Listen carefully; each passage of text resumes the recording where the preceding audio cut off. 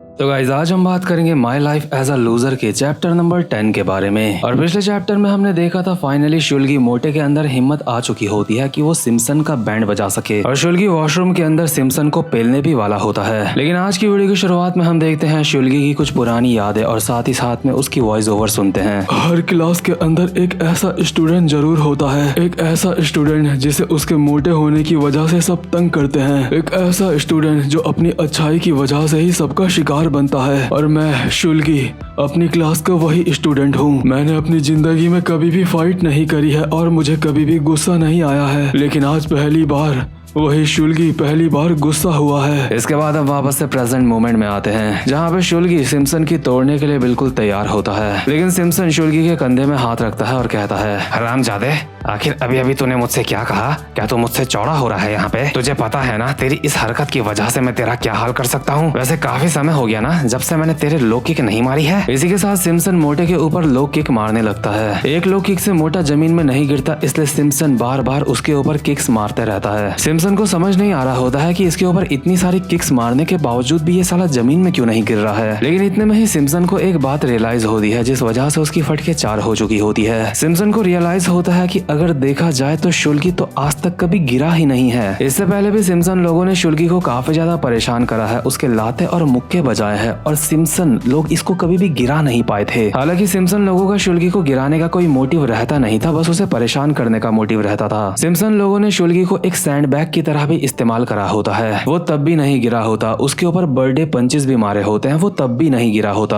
और इसीलिए present moment में ये बात रियलाइज करके सिम्पसन की फटी बड़ी होती है और शुल्गी बहुत ही ड्रामेटिक वे में सिम्पसन को कहता है, सिम्पसन कुन, क्या ये तेरी फुल पावर है? क्या तू जानना चाहता है कि मैं जमीन में क्यों नहीं गिरा? मैं जमीन में इसलिए नहीं गिरा क्योंकि मैं तुम जैसे नीच लोगों से कभी भी हार नहीं मान सकता। और ऑब्वियसली जो शुल्गी होता है जमीन में इसलिए नहीं गिरा होता क्योंकि उसकी हड्डियां बहुत ज्यादा मोटी होती हैं, यानी कि उसका शरीर काफी ज्यादा भारी भरकम होता है, इसलिए उसको गिराना थोड़ा मुश्किल होता है। और ऊपर से फ्यूचर एंचॉल ने भी शुल्गी की ये कंडीशन देख के, उसकी ये स्पेशल चीज देख के उसको ट्रेनिंग दी होती है। और अभी सिम्पसन का शुल्गी को देख के दिमाग खराब हो रहा होता है और वो अपने मन में कहता है, ये हरामजादा, सच में इसको देख के मेरा दिमाग खराब हो रहा है। लेकिन इतने में ही मोटा अपने हाथ के बहुत ही फास्ट तरीके से साइन बनाने लगता है जैसे वो कोई निंजा होगा। मोटे ने अभी बिल्कुल नारुतो की तरह अपना हैंड साइन बना दिया होता है और कहता है, मेंग्यू सिम्पसन, ये तेरा अंत है। और अगर आप अभी डिटेल्स को नोटिस करोगे तो मोटे के आंख में शारिंगन भी आ चुका है। हालांकि ये सिर्फ एक सिचुएशन को दिखाने का तरीका है, सच में उसकी आंख में शारिंगन नहीं आया है। लेकिन मोटा भी खुद को ऐसा फील कर रहा होता है जैसे ये सास्के उचीहा होगा। लेकिन इतने में ही सिम्पसन इस मोटे सास्के के मुंह पे मुक्का मार के उसको पीछे फेंक देता है और कहता है, बहुत हुआ ढक्कन, ये ड्रामे बंद कर, अब तेरा पिछवाड़ा अब मैं यहाँ पे अच्छी तरीके से थपथपाऊंगा। आजा बनाओ तुझे उचीहा साले, तुझे क्या लगता है मैं कोई मजाक हूँ? हाँ, ये साला मोटा अपनी नॉवेल्स लिखने में इतना ज्यादा बिजी होता है कि इसे सच्चाई और एनिमे की दुनिया में कोई फर्क ही नजर नहीं आता। ये सारी बातें कहते सिम्पसन मोटे को बस बजाया जा रहा होता है। सिम्पसन मोटे को मारते मारते हाँफ रहा होता है, लेकिन उसके बावजूद भी मोटा अभी जमीन में नहीं गिरा होता। लेकिन इतनी ज्यादा मार खाने के बावजूद भी मोटा अपने मन में बोल रहा होता है, क्या सिम्पसन जब मुझे मारता है तो तब मुझे सबसे ज्यादा दर्द होता है? नहीं, ऐसा नहीं है। सबसे ज्यादा दर्द तब होता है जब जैंग एंचॉल मुझे मारता है। दरअसल जो पास्ट एंचॉल होता है उसने मोटे को अपना एक ट्रेनिंग पार्टनर भी बना रखा होता है, जहाँ पे मोटे का काम बस ये होता है कि उसे एंचॉल की लातें खानी होती है, लो किक्स, क्योंकि मोटा अटैक्स को बर्दाश्त करने में काफी ज्यादा अच्छा होता है। इसलिए एंचॉल को उसके ऊपर प्रैक्टिस करने में काफी ज्यादा मजा आता है। और सच बात तो यह है कि जो बंदा एंचॉल के साथ इस तरीके से ट्रेनिंग करता है, अगर उसको सिम्पसन जैसा कोई ढक्कन मारे तो उसे सिम्पसन के हमलों का कोई ज्यादा खास असर नहीं होगा, क्योंकि मोटे को लगभग एंचॉल की लातों की काफी ज्यादा आदत हो चुकी है। इसलिए मोटा अभी सिम्पसन का हाथ पकड़ लेता है और कहता है, ठीक है सिम्पसन कुन, तो हो जाए, क्या तू इस चीज को हैंडल कर पाएगा? सिम्पसन कहता है, तो साले मोटे मेरा हाथ छोड़, मैं तुझे चेतावनी दे रहा हूँ। लेकिन मोटा सिम्पसन को पकड़ के उसे आगे की तरफ फेंक देता है और मोटे को रियलाइज होता है कि उसके अंदर ताकत तो है जो कि उसने आज तक कभी इस्तेमाल नहीं करी थी। सिम्पसन क्योंकि जमीन में गिर चुका होता है, इसलिए मोटा खुद से कहता है, क्या मैंने इसको हरा दिया है? लेकिन सिम्पसन अब तक हारा नहीं होता, इसलिए वो गुस्से में मोटे को कहता है, ओए मोटे, अब मैं तेरी मार मार के हालत खराब करने वाला हूँ। तेरा पिछवाड़ा मैं मार मार के लाल कर दूंगा। मोटा भी हल्का सा नर्वस होता है और अपने मन में कहता है, पिंक मैन, अभी मुझे क्या करना चाहिए? मुझे रास्ता दिखाओ। क्या तुम्हें सच में लगता है मैं अभी ये चीज कर सकता हूँ कि क्या मैं ये कर पाऊंगा? और अभी हम एक पुराना सीन देखते हैं जहाँ पे पिंक मैन मोटे को कहता है, लौंडे तू ये कर सकता है, हमने काफी ज्यादा प्रैक्टिस करी है। तुझे अपने मोटे पैरों का इस्तेमाल करना है, मोटी कमर का इस्तेमाल करना है और मोटे हाथों का इस्तेमाल करना है। तुझे ये बात याद रहेगी ना कि मैंने तुझे क्या सिखाया है? तू भूलेगा तो नहीं ना? मोटा कहता है, क्या तो तुमने क्या कहा? क्या तुम एक बार फिर से बता सकते हो कि मुझे क्या क्या करना है? पिंक मैन यानी कि एंचोल का दिमाग खराब हो चुका होता है कि ये मोटा कितना ज्यादा नालायक है, इसे कुछ भी नहीं आता। लेकिन उसके बावजूद भी फ्यूचर एंचोल मोटे को दोबारा से बताता है कि उसको क्या करना है और वही चीज मोटा प्रेजेंट मोमेंट में यहाँ पे कर रहा होता है। मोटा सबसे पहले अपने राइट फुट को आगे करता है, इसके बाद अपनी कमर को तेजी से ट्विस्ट करके एक घुमा के मुक्का मारता है सिम्पसन के मुंह पे। और मोटे का ये पहला मुक्का सच में सिम्पसन के काफी ज्यादा खतरनाक पड़ा होता है, जिस वजह से सिम्पसन की नाक फूट चुकी होती है। और मोटा कहता है, तो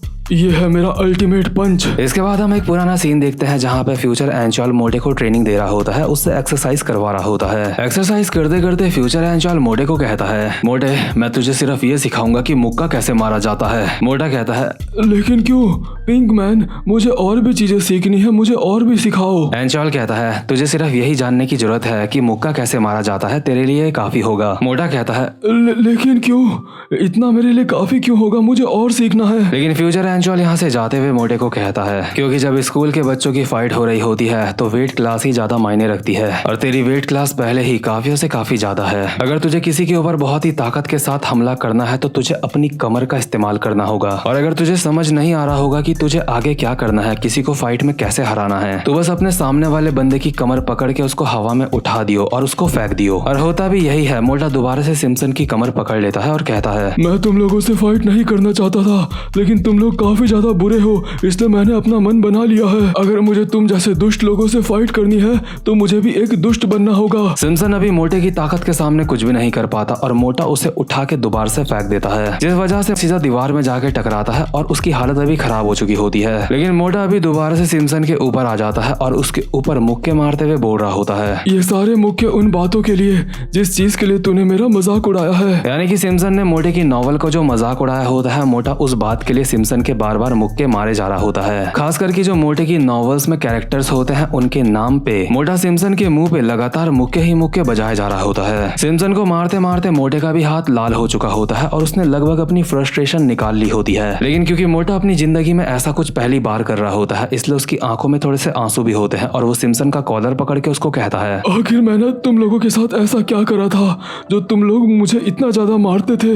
मैंने ऐसा क्या गलत करा था? क्या तुम लोग मुझसे इतनी ज्यादा नफरत करते हो क्योंकि मैं मोटा हूँ? क्या तुम लोग मुझसे नफरत इसलिए करते हो क्योंकि मैं नॉवल लिखता हूँ, क्योंकि मैं एनिमे देखता हूँ? लेकिन क्यों? मैं भी सिर्फ एक नॉर्मल जिंदगी चाहता था। मैं नॉर्मल तरीके से स्कूल आना चाहता था, बाकी बच्चों की तरह बस पढ़ना चाहता था। आखिर मैंने तुम लोगों का क्या बिगाड़ा था जो तुम लोगों ने मेरी जिंदगी को नर्क बना के रखा था? और अभी फ्यूचर एंचोल भी यहाँ वॉशरूम के अंदर छुप के ये सारी की सारी चीजें देख रहा होता है और अपने मन में कहता है, अबे यार आखिर ये क्या चल रहा है, मैंने इस मोटे को क्या करने पे मजबूर कर दिया। एंचोल इस बात से परेशान होता है कि अभी इन सारी चीजों से कहीं पास्ट चेंज ना हो जाए, पूरी तरीके से हल्का फुल्का हो जाए तो कोई फर्क नहीं पड़ता। वहीं दूसरी तरफ मोटा पास्ट को पूरी तरीके से चेंज करना चाह रहा होता है। मोटे ने अपना चश्मा निकाल दिया होता है और सिम्पसन की और ज्यादा बैंड बजाने वाला होता है और कहता है, तुम लोगों ने मेरे साथ अत्याचार करा, इसलिए मुझे भी ऐसा ही करना होगा। पिंक मैन ने मुझे इस बात का एहसास दिलाया है कि मुझे अपनी जिंदगी किस तरीके से जीनी चाहिए। जो लोग दूसरों के साथ बहुत ही अच्छे तरीके से रहते हैं वो बहुत कमजोर होते हैं, वो कुछ भी नहीं कर सकते, और मैं ऐसे कमजोरों वाली जिंदगी हमेशा नहीं जी सकता। मुझे ऐसे नहीं जीना है। मैं अब बिल्कुल वैसा ही इंसान बनूंगा जैसे तुम लोग हो। सिम्पसन, मैं अब तेरा हाथ तोड़ने वाला हूँ, बिल्कुल तुम लोगों की तरह। तुम लोग भी बिना रीजन के किसी को भी परेशान करते हो, मैं भी ऐसा ही करूंगा। और मोटा भी अपने भारी भरकम पैर के साथ सिम्पसन का हाथ पिचकाने वाला होता है, यानी कि तोड़ने वाला होता है। लेकिन इससे पहले कि मोटा सिम्पसन का हाथ तोड़ पाता, फ्यूचर एंचोल यहाँ पे बीच पे अपना हाथ ले आता है, जिस वजह से सिम्पसन का हाथ टूटने से बच चुका होता है और मोटे ने भी अपनी पावर थोड़ी सी कम कर ली होती है। एंचोल कहता है, हे शुल्गी, आखिर तुम ये क्या कर रहे हो? मोटा कहता है, जीनू, तुम साइड हो जाओ, मैंने डिसाइड कर लिया है, मैं भी अब एक बुरा इंसान बनूंगा। मुझे लगता है अब यही करना मेरे लिए सही होगा, क्योंकि जब मैं लोगों के साथ अच्छी तरीके से रहता था तो मुझे बस हमेशा मार पड़ती थी, मैं कोई गधे की तरह ट्रीट किया जाता था। इसलिए जीनू मेरी मदद करो, तुम बस यहाँ से हट जाओ। मैं बिल्कुल भी नहीं चाहता कि मुझे तुम्हें भी नुकसान पहुँचाना पड़े, इसलिए हट जाओ। एंचॉल के मन में कहीं ना कहीं ये बात तो आ रही होगी कि मोटा अपनी औकात से ज्यादा बोल रहा है, इसलिए फ्यूचर एंचॉल कहता है, ओए मैंने तुझे कहा ना रुक जा, मुझे तुझे सजा देने पे मजबूर मत कर। मोटा कहता है,